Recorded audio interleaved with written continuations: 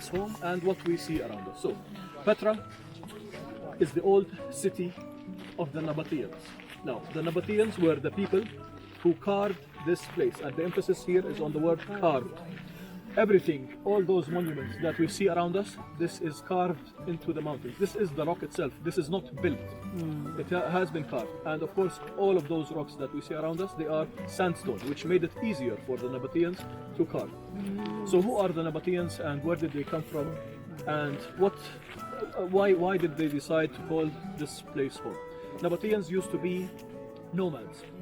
And it is very important to know that Nabateans were not the first inhabitants of Petra. Before them there were the Edomites. The Edomite was an ancient Iron Age kingdom, and it was mentioned in the Bible as well. But during the 4th century BC there was an event that took place in Jerusalem, which was the enslavement of the Jews by the Babylonians. After this event, the Edomites took opportunity to move into Jerusalem and call it their home, and the Nabateans, who were nomads at the time, and they were used by the Edomites to guard the caravan routes, to move into Petra because they saw the benefit in trade and it makes good money, and they decided to change their lifestyle and to become nomads no more and be settled in the city of Petra. So the caravan routes I am talking about were the caravan routes, or the Silk Road, that used to come from China and India through the Gulf of Arabia into the Arabian Peninsula into Petra. Petra also was a very, very important stop on this trading route, all the way up to the Mediterranean Sea and to Roman and Greek empires back then. So what do we know about the Nabateans? We don't know much about them. Nabateans are a very mysterious people. When Petra was discovered recently, and I will talk about the recent discovery of Petra later on, we did not find much written material about their lifestyle, what they did during their stay over here. We have only a few references from other historians from other countries. So this is why we call them, they are a very mysterious people for us. But from what we see around us and from what they left us, we know 3 things about them. The first thing, and I already mentioned this, they were master carvers. And we will see this later on. This is only the beginning, I promise you. The things that we will see later on are even more impressive. So they were very acute and very smart with the art of carving the sandstone. And of course, having sandstone around them helped, but even so, having this accuracy and this acuteness was still very, very impressive. And I will talk about what we see around us when I finish talking about the Nabateans. The second thing that we know about the Nabateans, that they were master traders. We already mentioned that the reason why they moved into Petra is to become, to benefit from the trade. And they were known for their diplomacy. So they were very smart. They were very good in doing business with other people. Other people, I'm talking about the people living around us. We're talking about the Egyptians, we're talking about the Greek, the Romans, the Assyrians, all of those civilizations that surrounded this region. So, and the most important products that they used to trade in was called the frankincense. Are you familiar with the frankincense? Yeah. It is the material that you burn maybe in churches or even at home, and it produces a very nice smell. And of course you might know it from the Bible because it was one of the gifts that was given to Jesus Christ at birth from the 3 wise men. It was both the frankincense and the myrrh, both of them, in addition to the gold. But frankincense was so expensive back then that 1 gram of frankincense was equal to 2 grams of gold. Yes. The third thing that we know about the Nabateans is that they were masters in managing their water resources. Now, around Petra, there is no natural source for fresh water. There are no lakes, there are no rivers. So they depended heavily on the rainwater. And on top of all of those mountains that you see around you, and that we will see later on, there are tanks, water tanks, carved on top of those mountains, where rainwater was collected, and we will see later on at some point where there were channels of water that have been carved into the rock, where the water would come down from those tanks and supply the city with fresh water. Any questions so far? Oh, those cubes? Those are not natural. Yes. But the rest are. The rest of the rock formations, the mountains, this is all natural. Whenever you see an architectural design, it's most probably not natural. 2nd century AD. In the 2nd century AD, Petra was conquered by the Romans. I will tell you more about the story at a later stage, because part of Petra is called the Roman part of the city, and this belongs to the Romans after they conquered Petra. One last thing, we will talk about the monuments that we see around us. Now, the important thing to know about Petra, that this where we are visiting here, this place where we are visiting, is not the residential area for Petra. The Nabateans did not live in this area. 27% is only discovered of the city of Petra, and we have not found the residential area yet. So what was the purpose and what was the function of this place? It had three functions. The first is trade, we already talked about it. The second is for spiritual pilgrimage, so people used to come. When they do trade, they do the spiritual pilgrimage as well. And we will see later on a point where the pilgrimage would start, where the starting point is, and where the niches are, where the people used to put their idols and pray to the idols, because back then most people were worshipping the idols and were not worshipping God. We are talking about a period before Jesus Christ. The third function of Petra city is we said trade, pilgrimage, and it was a necropolis. Necropolis, the word necropolis is a Greek word that means graveyard. So Petra is really actually one big graveyard. All of those monuments that we see around us, those are all graves. So let's start with the cubes over here. Those three cubes, they are called the jinn cubes. Now the word jinn in Arabic means demon or devil. And this was a new name given to them by the local. For a simple reason, during winter time, when wind is blowing through this area, there is a scary sound that comes from this area, and they thought that those cubes were haunted. So this is where the name comes from, but of course there is no scientific proof of that. The second monument that we see is the crow step tombs. Over there you can see some steps carved on top a room. Now those crow steps were believed to be a Nabatean influence, where they believed that the soul would travel up to the heavens, taking those steps upwards.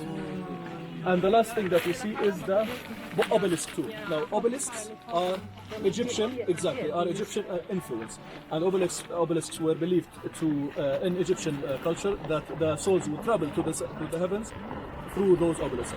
And we can see 4 obelisks carved on top, which means most probably that there were 4 people buried in this tomb. And we can see this tomb has a special design. It is divided into 2 parts, the upper part and the lower part. The upper part is where the burial was actually happening, where the body was put. The lower part is called triclinium. Triclinium is also a Greek word that means, it is actually 2 words. Tri is tree, and clinium is a place to rest or a place to sleep. So it is a 3-sided sitting area. This is where people used to come and give the condolences to the people of the deceased, and of course the people of the family of the deceased would offer food and water in return. I'm sorry I talked a lot, but I promise you this will be the most I will speak at any stop, because this is the introduction. Later on I will be speaking less. So if you don't have any more questions, we can move on. We can take some pictures. Taking a picture of the obelisk tomb when we reach there, I would recommend that. If we want to talk about the story about this place, we have to go back to 1962 specifically. In 1962 there was 1962. Recent history. There was a French group going through Petra, visiting Petra, and it was winter time. During winter, flash floods happen. Are you familiar with flash floods? Yeah. Flash floods are when, in a short period of time, a lot of rain comes down, and the floods are happening in a few minutes. And unfortunately, back then, 7 people lost their lives during this event. Now, after that, the government decided to build this dam that we just crossed over here, and carved this waterbed, the riverbed. And during excavation, they found the dark tunnel. So the dark tunnel was carved by the Nabateans 2,000 years ago. And this is just to show us how astute they were in managing their water resource. Another example of that. They thought about mitigating flash floods 2,000 years ago.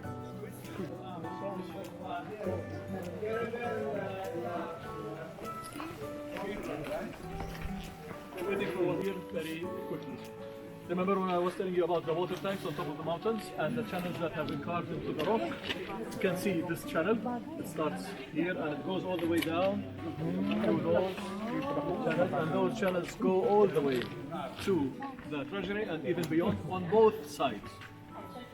One thing to also know about this, those pipes, they used to be insulated by pottery to maintain the coolness of the water temperature. Another thing that of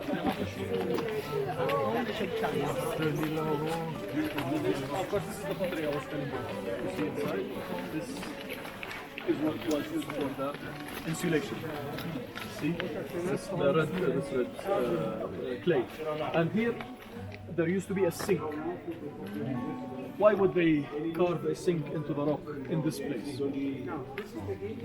If you can take a look here, this is the entrance to the Sikh. Now, the Sikh is the Sikh, S-I-Q, and the Sikh is an Arabic word that means narrow path. And what marks the entrance of the Sikh, there used to be an arch that connected both sides, and you can see only what remains of it is this part over here.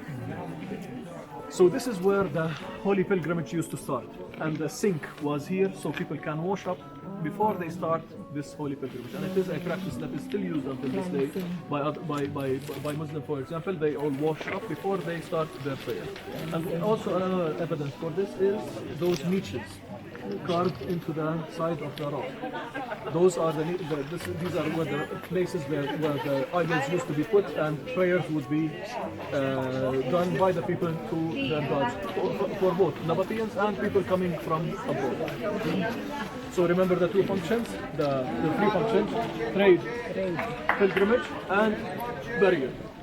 This is where the pilgrimage used to start. Now, once we go inside, the scenery is amazing. Please make way for the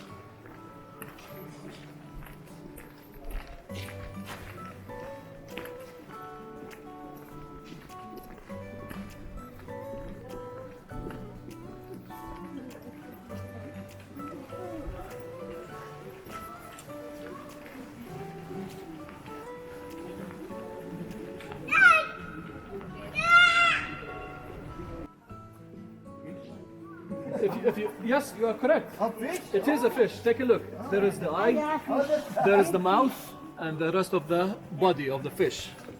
Do you see it? Okay. Now, come with me and let's take a look at it from another angle and tell you more. And the ear of the elephant. It doesn't have a face of the elephant. Of course, this is naturally happened. This was not intentional. This was not carved by the Nabateans. This is nature's way of expressing its art. Picture tayo, picture. Ito na naman ang maganda. Ito na naman ang maganda yung magaan mo sa... Yay! Maganda dito, ate. Parang sa Aztec ba? Bigla na lang sila rin nawala. Let's see those three rectangles right next to each other. Those are three gods. Okay. Each rectangle is one god. And then each one would resemble a certain god. The biggest one is most probably Dushara, which is the king of gods. And the ones on the two sides are most probably the female goddesses of Allah and Al-Uzza, which were gods of fertility and peace and prosperity. Is everyone here? See what you can tell me about those two carvings. What do you see here? Feet. Feet? Camel. Do they look like human feet? No. Giant. Well, the creature that they belong to are This one. pretty big. Exactly, yes. Those are camel hoofs. And you can see the rest of the camel carved. Huh? Yes. You can see the rest of the leg, the body, the neck and the head are a bit eroded. And of course, this is the person leading the caravan, the giant leading the caravan. There is another camel also comes back there, but it is moving on. This one is clearer. And of course, we can see two more camels carved into the mountain over there. We can see their belly Oh yeah. coming out of the wall to the left. So, of course, this is a rare. Those are the steps that they took to reach either a room. Hirap ng buhay nila.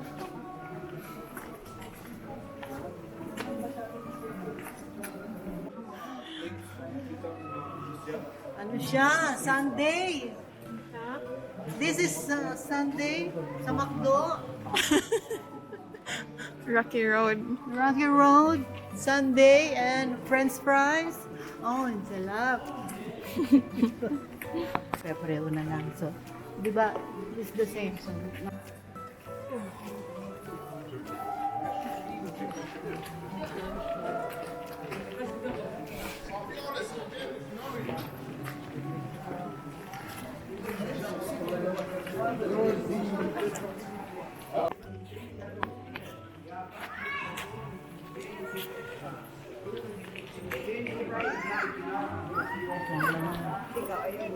Okay, so please, if I may have your attention for a moment. Now, there is nothing to see here. We are stopping here just to ready you to what you are about to see. Now, you are all here to see why Petra was named one of the seven wonders of the world. Its crown jewel is the treasure, and this is what we are about to see now. So, what I want you to do is please be careful while filming. The scenery might be a bit fascinating and you might forget that you are walking and you might trip over. So ready your cameras now and please watch your step while walking inside and let's see those wows. Ready everyone? Yeah.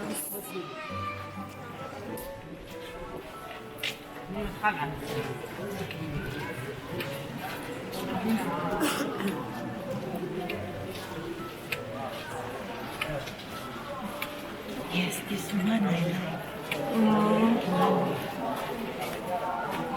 Amazing. Yes, now I'll tell you the story about it. Okay, so now I'll be telling you about the history of the place of this carving. I will tell you about the name, why it was called the treasury. I'm sure a lot of you want to know why it was called this name. And the third thing I will be explaining about what we see in front of us. So this dates back, the carving is thought to be dated back to the 1st century BC. And it was thought to have been two things. There are two theories about this place. The first thing, it might have been a temple or a tomb. There are two theories, but we are not sure which one of them is more accurate. But the biggest consensus is that it is most probably a tomb of the most famous king in Nabatean history, which was called, who was called Arita III. Now the name of treasury, where did it come from? Why do we call it a treasury? Was there really a treasure hidden inside when it was found? To know the answer, I want you to take a look at the most top middle shape, round shape urn. This is an urn. And you can see it is a bit damaged. Those are bullet damage, bullet marks. So, what is the story behind this?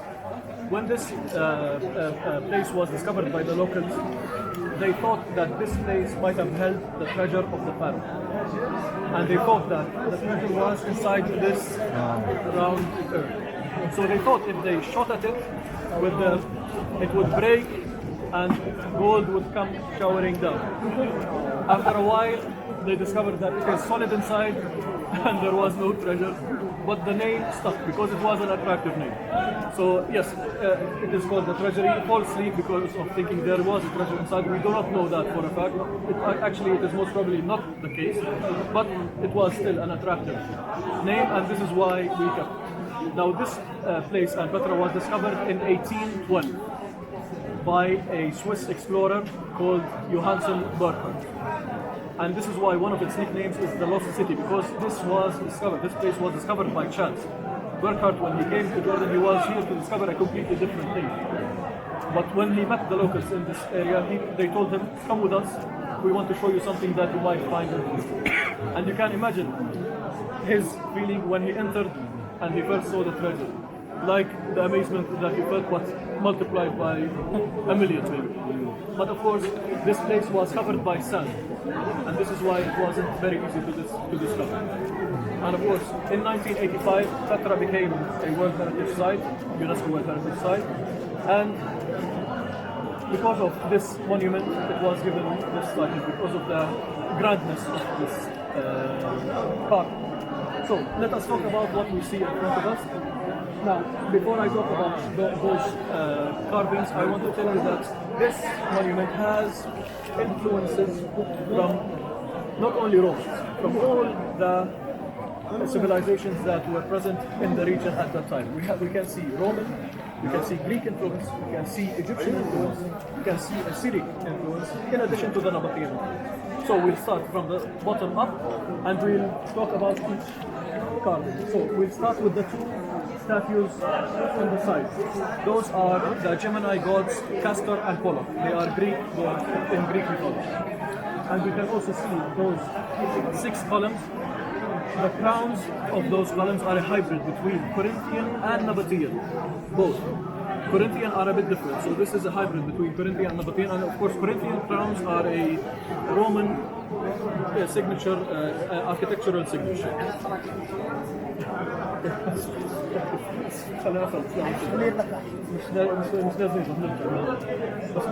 Moving on, we can see the triangular shape in the middle. This is called the pediment, and it is Greek signature design. In the middle of the pediment, we have the head of the Medusa. The Medusa, you might be familiar with, it is a Greek mythical creature, the woman with snakes for her. On the sides of the pediment, we have 2 statues of griffins. Griffins are also Greek and Roman mythical creatures. They are half eagle, half lion animal. Moving to the upper part of the treasury, we have the 2 statues on the sides, and carved on the sides inside, those are the Amazonas warriors, also mythical creatures from Greek mythology.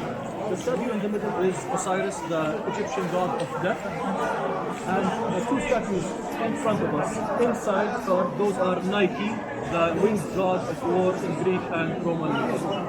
And lastly, we have 2 statues of eagles, half eagles actually, on the top. You can see what remains of the 2 legs and the wings, and those are Assyric influence and Nabatean influence, and they were thought to have been carved to protect a grave. This is why the theory of it being a tomb is the more prevalent theory. And last thing I want to talk about are the 2. You see on the side there are steps carved on the sides. Those steps were used to help the carvers climb up to set up the scaffolding on top, because sandstone is always carved from top to bottom.